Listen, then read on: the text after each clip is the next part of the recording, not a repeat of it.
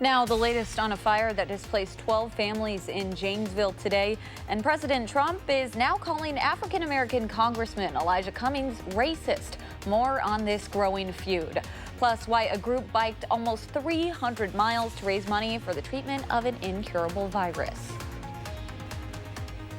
From the Channel3000.com Alert Center, this is News 3 Now at 10. Thanks for joining News 3 Now at 10. I'm Amanda Quintana. A Janesville apartment building is a total loss, and about a dozen families are displaced tonight following a fire at an apartment building this afternoon. Our Rose Schmidt is live on Holiday Drive with an update tonight. Rose? Amanda, the fire actually started outside the apartment building and quickly spread to the attic by the time firefighters got here. But at this time, the cause of the fire is still under investigation. Firefighters were called to the 2800 block of Holiday Drive around 3:30 this afternoon, and the road was closed for several hours. An Evansville firefighter was sent to the hospital for a minor cut on his hand. The battalion chief says there was a fire stop in the building that actually slowed the fire down. All of the families in the building are displaced, but none of them, luckily, were injured. They got everybody out right away, which is the best thing, and call us right away so we get here. Like I said, we were on scene within 4 minutes. To have an aggressive fire attack, to slow it down, to actually save the rest of the property. People's valuables are still in there, and we prevented a lot of damage to their personal property. The American Red Cross says right now volunteers are helping families in 9 of the units. That's about 20 people total. They're putting them up in hotels tonight and taking care of their immediate needs. But firefighters did allow most of those families to go back into their apartments tonight to retrieve their belongings. And an anonymous neighbor who lives nearby here actually donated several $100s worth of food to those families who were displaced. Amanda. All right. Thank you so much, Rose. Let's turn it over to Dana Fulton with your first alert forecast. Another hot day out there, Dana. A very hot day, and right now it's pretty mild and muggy outside. That's just in Madison, but if you're off to the western edge of the state around Prairie du Chien, we do have some storms coming through right now. Here's a look at our Doppler track. Storm stretching through Camp Douglas down towards Lone Rock. We have quite a bit of lightning also just along the western edge of the state and in Grant County. This line all associated with the cold front that is going to bring us some cooler air for the week and certainly a drop in our humidity. Right now it's 81 in Madison, but notice Prairie du Chien right now at 73. So already seeing temperatures cool down, about 68 in Viroqua. Tomorrow plan on sunshine, and temperatures will be a little closer to average, but we'll take a closer look at what's ahead for your full work week in just a few minutes. Thank you so much, Dana. More local news now. The Sun Prairie Police Department is asking for help identifying a suspect who knocked someone unconscious and proceeded to kick them in the head. We want to warn you, some of these images could be disturbing. Officials say this man and another person got into an argument outside BP Express gas station last Sunday. The man then hit the victim in the head, and when the victim hit the ground, the suspect stomped on their head multiple times. The suspect left the scene on a hoverboard. The victim was taken to the hospital and released, but police are still looking for that suspect's identity.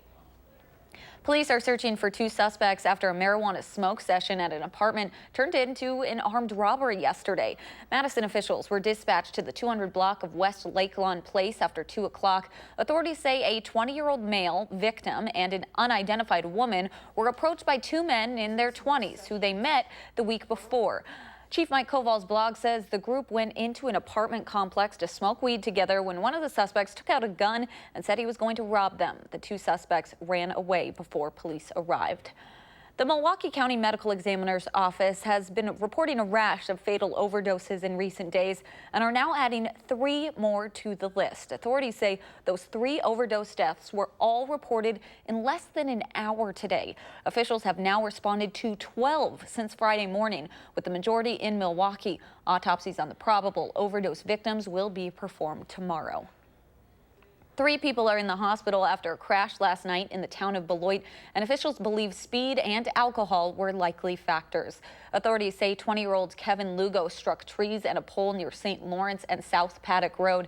Officials say he was transported to an area hospital with multiple injuries but is currently stable. He has not been interviewed by officers yet because he was unconscious. 2 other passengers in the car were also transported to hospitals and are expected to survive. After biking 275 miles in 3 days, bikers riding for AIDS awareness crossed the finish line today. The ride, called AIDS Ride Wisconsin, took 40 bikers on a path across southern Wisconsin. They hit the 100-mile mark at Carroll University and then turned back to Madison to finish at Lake Farm Park. AIDS Ride Wisconsin raises funds for the prevention, care, and treatment of the disease. This year, the event hoped to raise $100,000 to be donated to the AIDS Resource Center of Wisconsin. We want to find a way to make change, and this ride is one of those things that we do to help us along the way and to raise money for a really great cause. Bikers were greeted at the finish line with smiles, water, and a welcome home party featuring music, games, and tacos. A report of a plane crash in the town of Perry this morning turned out to be a false alarm. Authorities say the plane's beacon was disrupted and led to that false report. The actual plane was in St. Louis, where it's registered. Dane County Dispatch received a call just after 10 o'clock today about a plane that made a hard landing at 650 Perry Center Road. Officials arrived but did not find a plane.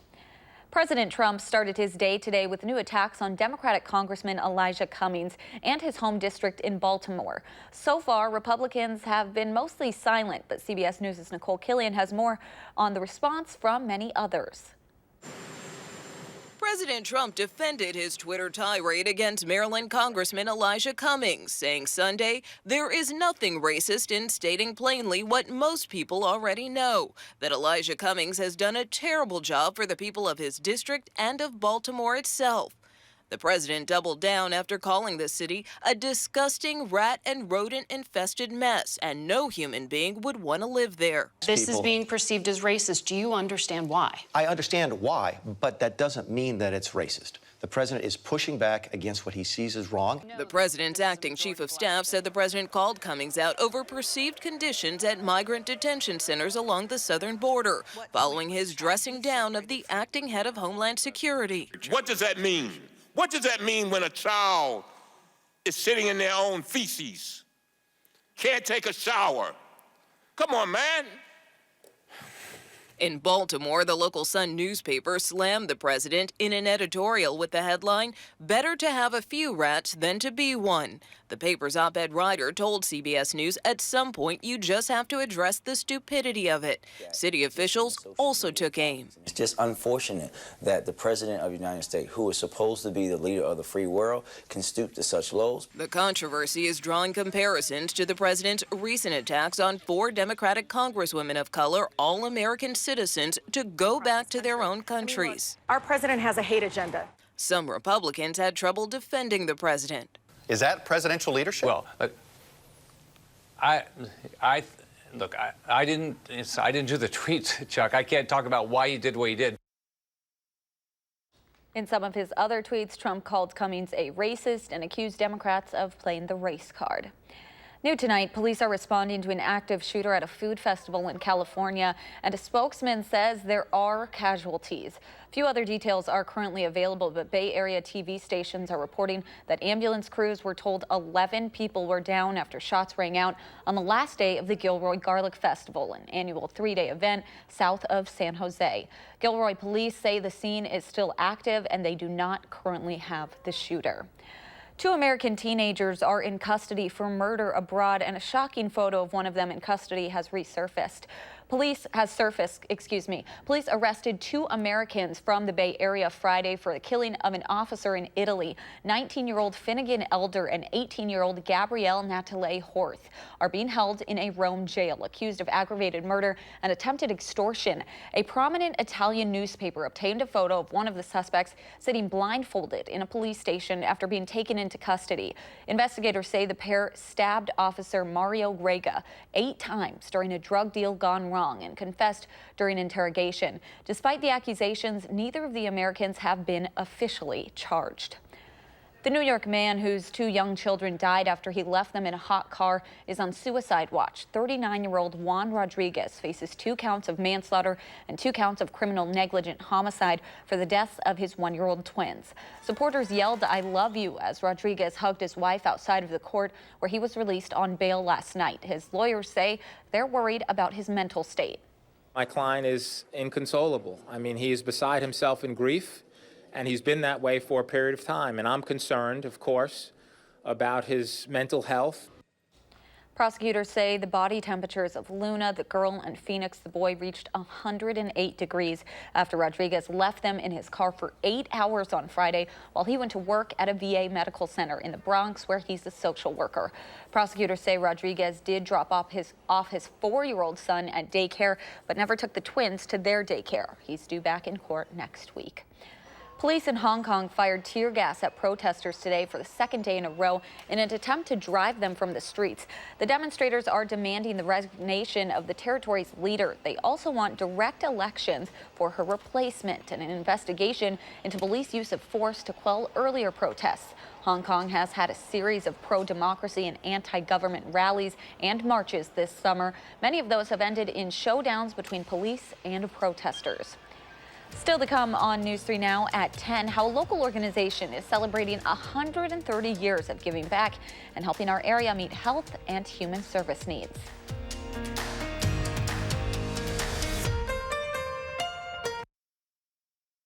Hurry!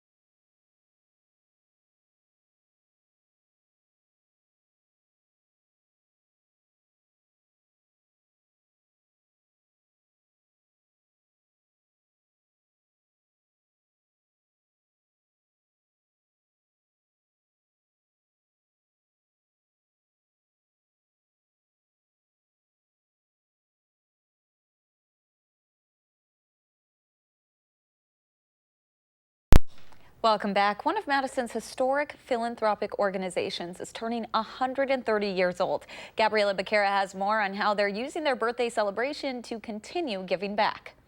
Life is a playground. The theme of Attic Angel's birthday party rings true. Lots of things going on. With hula hooping, bubbles, magic, and games. Magic does happen here in reality. And what's a party without dessert? Attic Angel has gone back 130 years and really made a big impact on this city through many hearts and many hands coming together to make a difference. But their birthday playground means more to the playing field. Our fundraiser portion of this event is calling everybody to take part in our mission and build a playground that will help children experiencing early trauma such as homelessness. The Playing Field is an early childhood program for families from all socioeconomic backgrounds. Our name, The Playing Field, actually kind of has two meanings. Obviously, we want to level the playing field, but also we're committed to the rights of children to play. Donations raised today will help rebuild their playground. Play is important for all children, but it's especially important for children from high stress, high poverty situations, because they're often denied those opportunities. This organization for 130 years was able to look at what are the needs in the community, and then let's create some programs and services to meet those needs. Their birthday is a celebration of the past, present, and future. You know, life is a playground, but you can have fun at any age. In Madison, Gabriella Becerra, News 3 Now. To learn more about donating to their cause and a chance to win a year of free ice cream, you can visit channel3000.com. Wisconsin Democrats from the Madison area were picnicking and strategizing today. The Dane Dems had their annual summer picnic today. Democratic political leaders like Congressman Mark Pocan, along with Madison Mayor Satya Rhodes Conway, believe Wisconsin's vote is critical for the 2020 elections. It really shows what a path forward could be when other people might be in charge. So we're just trying to celebrate a lot of the really great things that we passed that'll help the average working family in Wisconsin. According to the speakers, the Democratic Party was successful in its recent outreach, but more work needs to happen before the spring and fall elections. President Trump won the state in 2016 by a narrow margin of 0.77%. The Republican Party of Dane County hosts their picnic on August 18th at Badger Prairie County Park. Let's get a look at your first alert weather with Dana Fulton. Today was a nice day for a picnic, but it was a little sweaty if you stood out there for too long. Yes, it was. I got all the yard work done early this morning because this afternoon it just got a little humid. And of course, in northern Wisconsin, they were dealing with some very strong thunderstorms this afternoon. Now we've got the line sliding through for us. Some heavier showers around Camp Douglas and north of the Dells. Lone Rock, we have some light showers just to the north.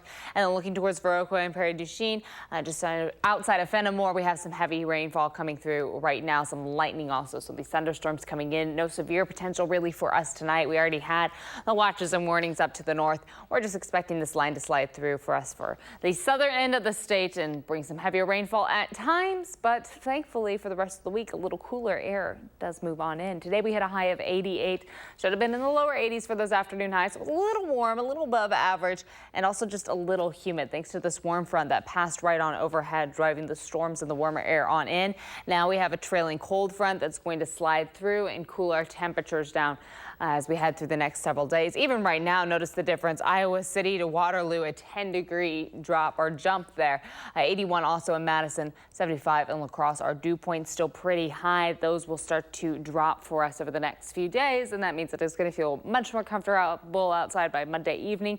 And then Tuesday, Wednesday, and Thursday also expecting to be pretty sunny and pleasant. Showers early in the morning, but once that line comes through, notice behind the front our breeze shifts directions pretty quickly, becoming more of a northwest breeze, and that means our temperatures will be just a little more comfortable for Tuesday. Mostly sunny for Tuesday and for Wednesday.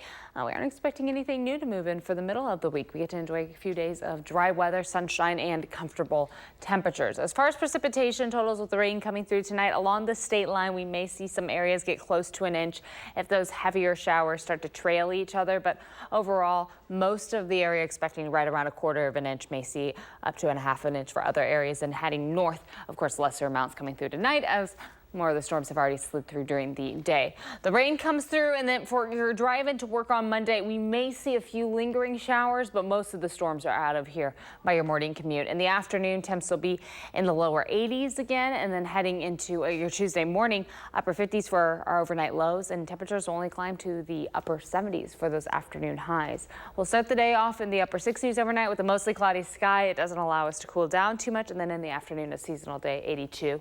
Steadily becoming mostly sunny once the showers and thunderstorms clear on out and we dry up for the afternoon. Again, it's really just a morning rain change. Seasonal 82 and then upper 70s on Tuesday. Sunshine though for Tuesday, Wednesday, and Thursday. You get to enjoy some cooler air for Wednesday and Thursday. It won't nearly be as humid outside either. And then our next system starts to approach by the weekend. So then we're going to watch our temps climb yet again. It'll be a little more humid for next weekend. Of course, the first weekend of August. And it's going to feel like August outside.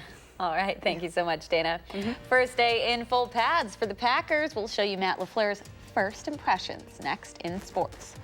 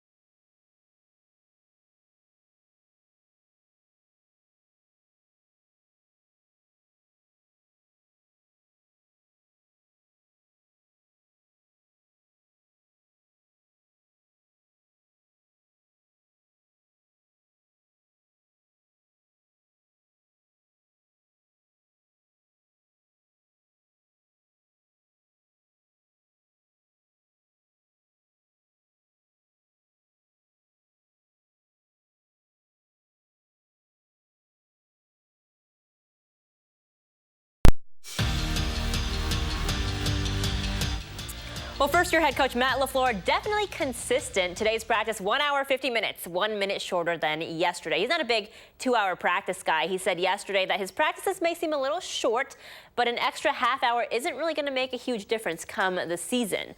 But the difference today, the first full day is of pads, so time to get down to business. Players obviously a little more physical today, and Coach LaFleur thinks the defense does need some work, but the offense is impressive so far. In terms of our mindset, the physicality and whatnot, that's the mindset I want our guys to have.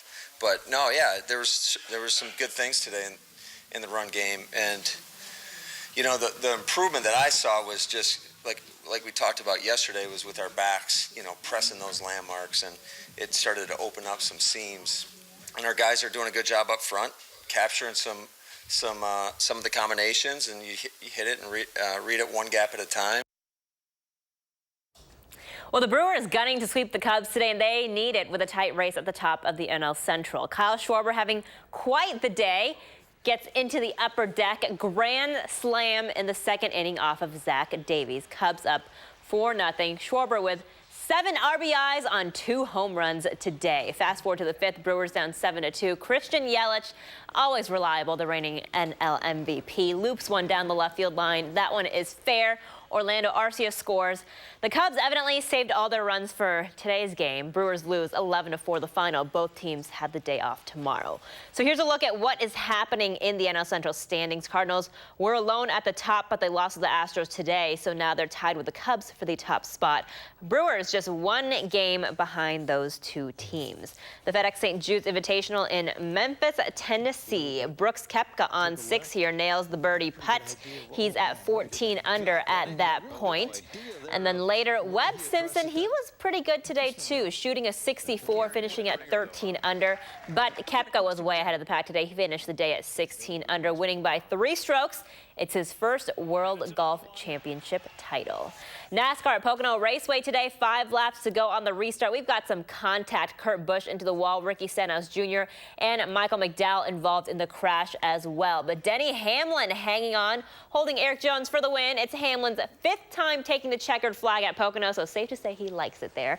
Also his 3rd win this year and 34th career trip to victory lane.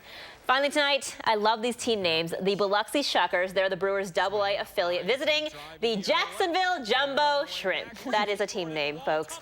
Max McDowell hitting a big one for the Shuckers there, but check that out. Left fielder Stone Garrett, another great name, going over the left field wall for the grab, but he got it, but no big deal. The Shuckers beat the Jumbo Shrimp 3-1, the final score. Cool highlight and everything like that, but I saw this and I was like, oh, they played the Jacksonville Jumbo Shrimp. I have to use this. And his name is Stone Garrett. These are some great names here. And this isn't like, you know how the Mallards changed to cheese curds for just a bit. No. These are their actual This is what they are, names. 365 days a year, 7 days a week. Fun name. Yep. Fun to say. We'll be right back.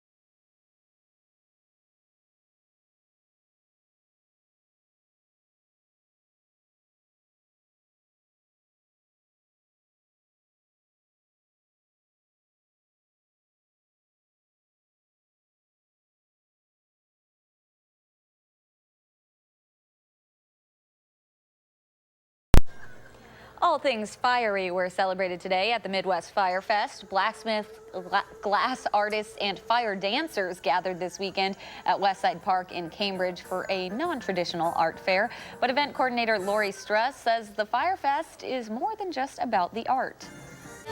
We look at it as economic development through the arts. This town has roots deep in clay, so it makes sense for us to have an art fair, but this isn't your mama's art fair. We didn't want just another art fair. We wanted people to have a connection with the art that they make. Struss says the Fire Fest is demonstration heavy so people can get a better understanding of what it takes to make artwork. The free festival was sponsored by the Cambridge Arts Council and the Clay Collective. And Struss says money raised throughout the weekend will help those groups fulfill their mission in the community. And it's not your mama's art fair. Not That's your pretty mama's cool. art I loved fair. that line. I know. Yeah. So cool. I could not make any of what those people not are even brave creating. enough to do any of that. No, it's fantastic. And it was a great afternoon to get out. Of course, it was a little muggy outside, but overall, really not a bad weekend. This mugginess thanks to a warm front that helped our temperatures climb today above average. Behind it, of course, with the system sliding through overnight, bringing us some showers. Tomorrow will be much more seasonal in the low 80s. By the evening, it won't be nearly as humid outside. And looking at the next several days for the rest of the week, it's going to be very pleasant. Sunshine, temperatures close to 80 with a drop in our humidity for Tuesday all the way through Thursday. Then we start to warm back up again by next weekend. All right. Thank you so much. And thanks for joining us. Have a great night.